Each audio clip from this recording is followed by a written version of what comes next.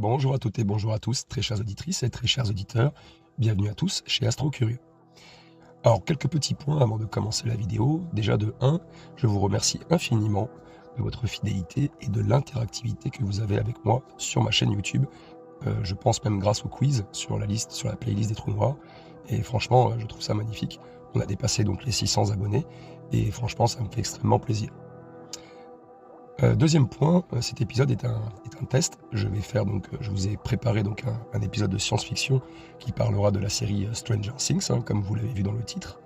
Et à la suite donc de cet épisode, je visionne un lien qui mènera vers Google Forms.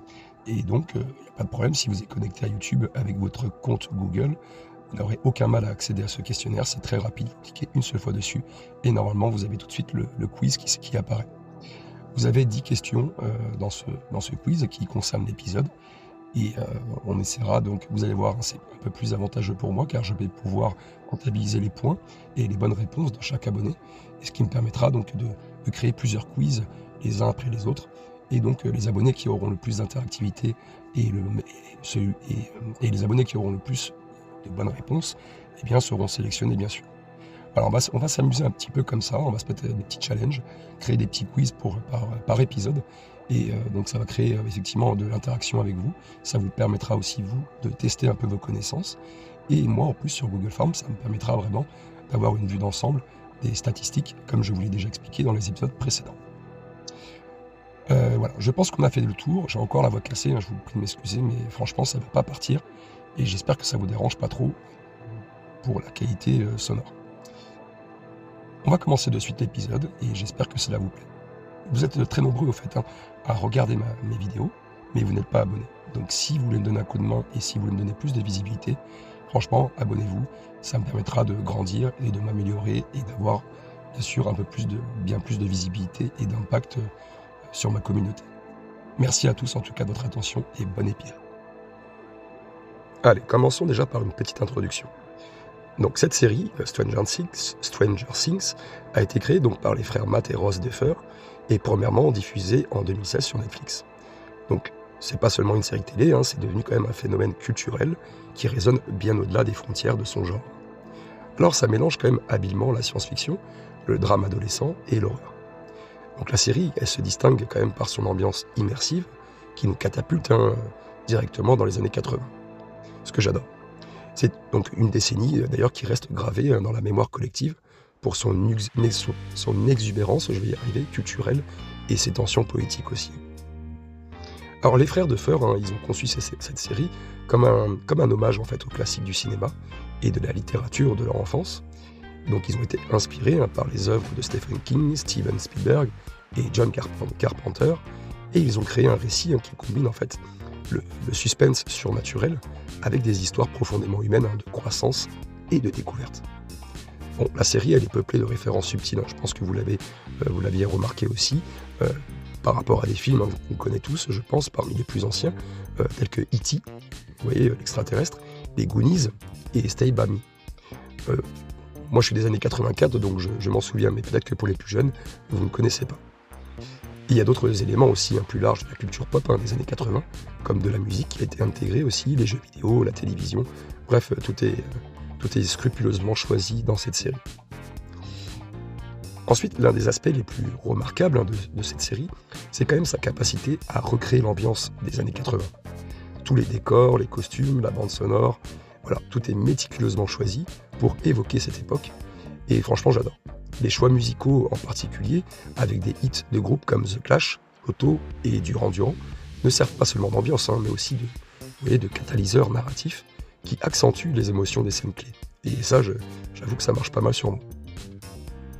Donc dès sa sortie, cette série, elle a été, on va dire, saluée par son mélange innovant de nostalgie et de nouveauté. Les critiques et le public ont été vraiment captivés, non seulement par ses éléments de science-fiction et d'horreur, mais aussi par son cœur émotionnel, centré sur les dynamiques de ses personnages, bien développés et relatables. Alors, l'accueil chaleureux de la série, elle a démontré aussi une soif du public pour des récits qui parlent à la fois du passé et des thèmes universels de l'amitié, du courage et de la confrontation au mal. Peut-être aussi un peu de l'amour aussi. Alors, au fur et à mesure du temps, Stranger Things progresse à travers les saisons. Et nous, ça nous plaît bien. Elle a su évoluer tout en restant fidèle à ses racines, et chaque nouvelle saison en fait explore des aspects plus profonds de son univers, tout en introduisant de nouveaux personnages et des nouveaux défis. Et du coup, ça a permis de maintenir l'intérêt et l'engagement des spectateurs. Alors la série a su grandir avec son audience, qui aborde des thèmes plus matures, tout en développant ses intrigues et ses personnages. Allez, donc maintenant passons à la partie numéro 2. Donc on va essayer de faire un point sur les thématiques de Stranger Things. Donc cette série, elle transcende le genre de la science-fiction. Elle incorpore une richesse thématique qui touche à la fois les dynamiques sociales et personnelles, et on va essayer d'explorer un petit peu ensemble en profondeur ces thèmes majeurs qui sous-entendent la série. Vous allez voir, c'est pas très très long, mais ça mérite quand même d'en parler. Alors, déjà, on a le bien contre le mal. Il faut savoir qu'au cœur de cette série se trouve la lutte éternelle entre le bien et le mal. Et ça, c'est un thème universel qui est exploré à travers des lentilles, à la fois ordinaires et surnaturelles. Et d'un autre côté, nous avons des enfants et des adolescents qui se battent pour sauver leurs amis et leur ville des forces obscures du monde à l'envers. Alors de l'autre côté, nous avons aussi des antagonistes humains et non humains qui représentent une corruption profonde, qu'elle soit scientifique, gouvernementale ou interdimensionnelle. Et cette dualité est traitée avec nuance. Elle montre que le mal n'est pas toujours évident, on n'est pas toujours sûr que ça soit le mal, et que le bien peut nécessiter des sacrifices significatifs. Voilà, il faut quand même faire la part des choses. Ensuite, nous avons la perte de l'innocence comme thème. Dans cette série, c'est autant une chronique de passage de l'enfance à l'adolescence qu'une série de science-fiction. En vrai, à travers ces saisons, la série, elle dépeint une perte progressive de l'innocence, je pense que vous êtes d'accord avec moi, à mesure que les personnages sont confrontés à des vérités plus sombres sur le monde et eux-mêmes aussi. Et donc, cette transition, elle est particulièrement palpable chez Will Byers, dont les expériences dans le monde à l'envers le forcent à mûrir prématurément. Et puis, vous avez 11 aussi, qui doit naviguer entre sa puissance extraordinaire et son désir de normalité. Nous avons un autre thème aussi qui est l'autorité et la rébellion. La série, elle critique franchement fréquemment l'autorité et la structure adulte. Moi, j'ai remarqué. Et ça reflète donc des thèmes de rébellion adolescente et de méfiance envers les institutions qui abusent de leur pouvoir. Les personnages jeunes de la série sont souvent laissés en fait à eux-mêmes pour résoudre des crises, tandis que les figures d'autorité sont soit impuissantes, soit malveillantes.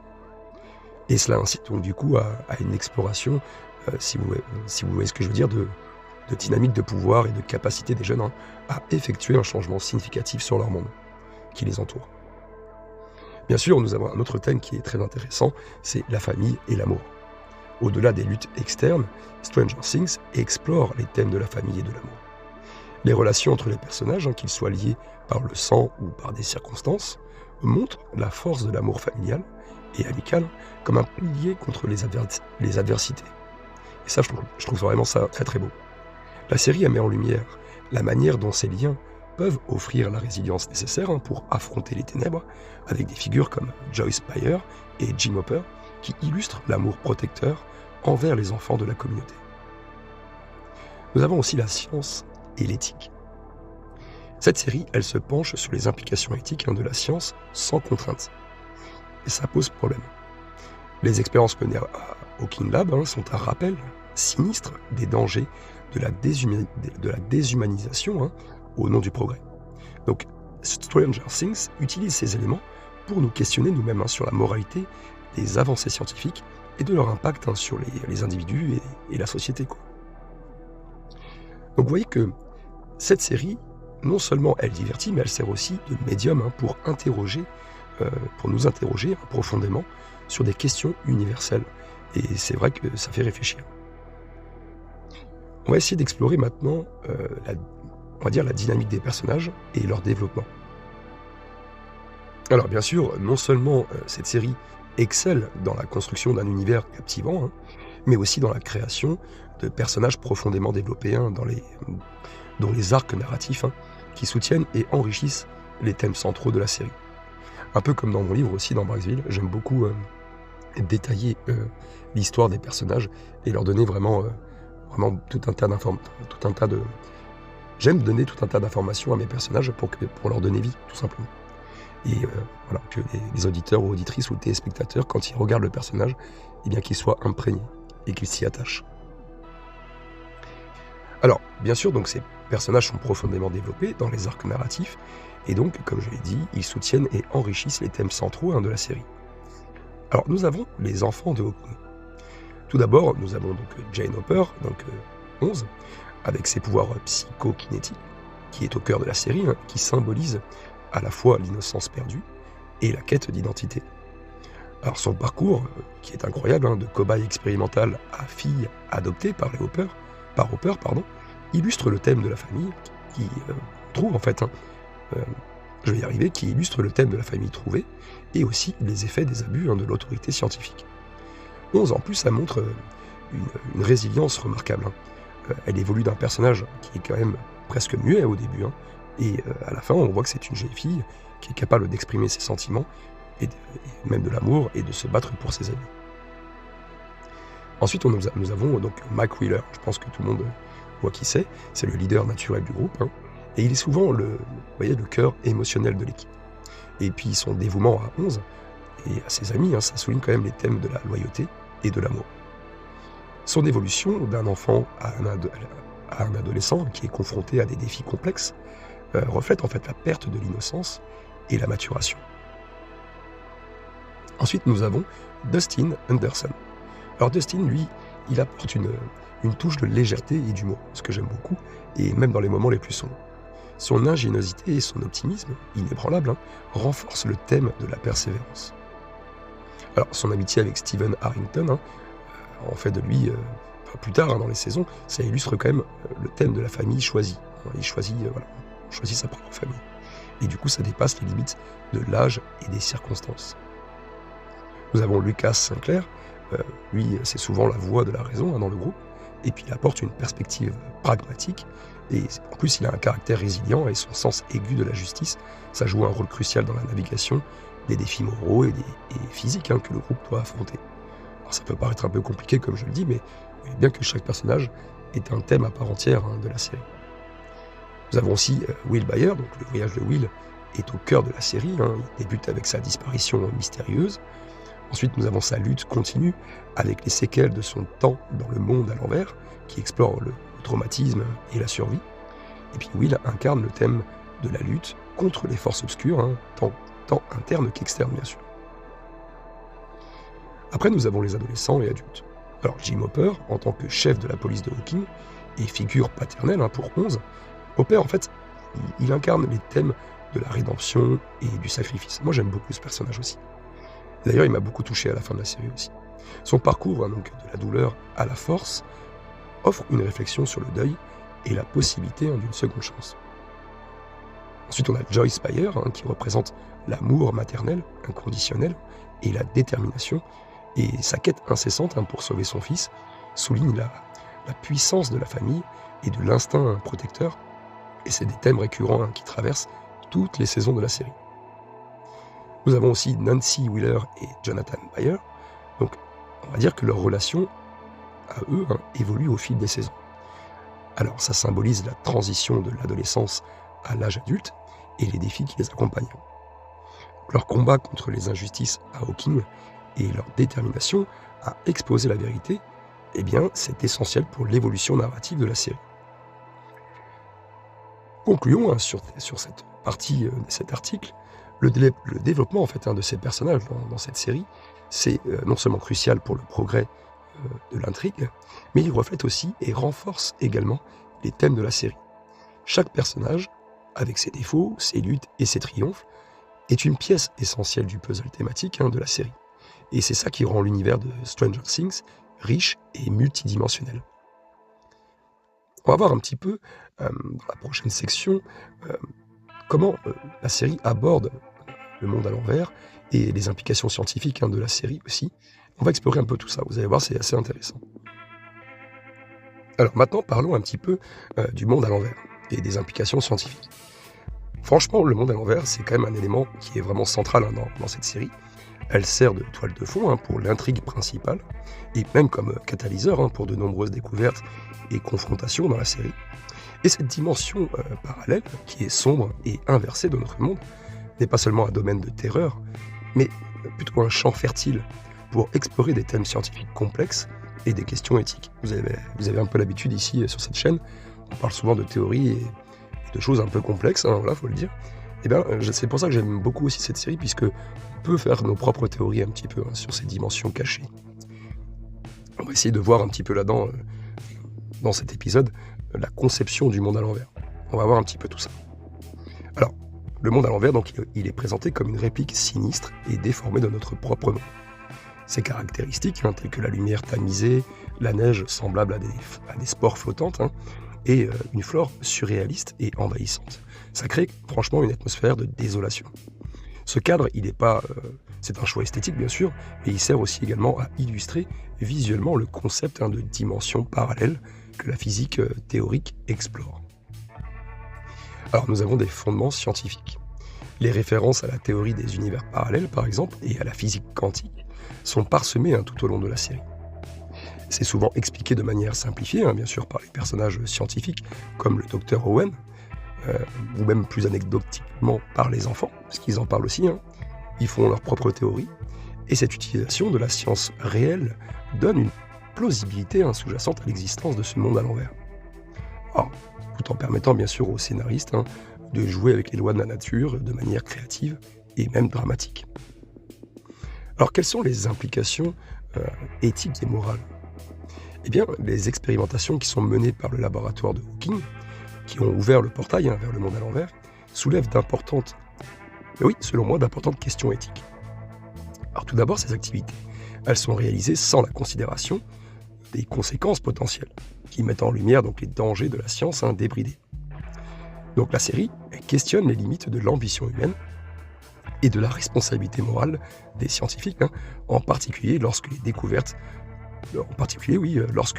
leurs découvertes ont le potentiel de causer des dommages irréparables.